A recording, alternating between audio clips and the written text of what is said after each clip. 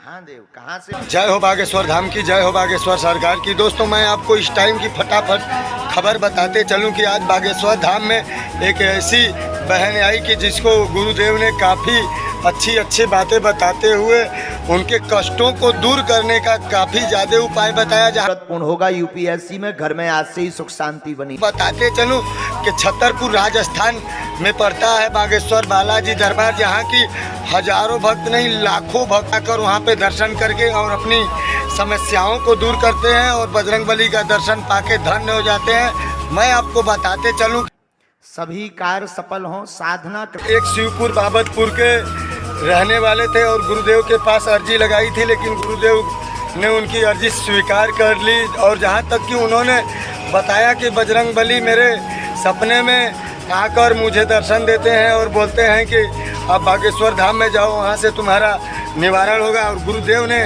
जो उस व्यक्ति ने बात बोला था, गुरुदेव ने सभी बातों का सही जवाब दिया। मैं आपको बताते चलूं कि धीरेन्द्र कृष्ण शास्त्री लोगों का मन और विचार दोनों पढ़ लेते हैं और उसी के हिसाब से उन्हें बताते हैं कि तुम पे क्या दिक्कत है और क्या कष्ट है। जो कि वीडियो पसंद आई हो तो वीडियो को लाइक शेयर और चैनल को सब्सक्राइब करिएगा।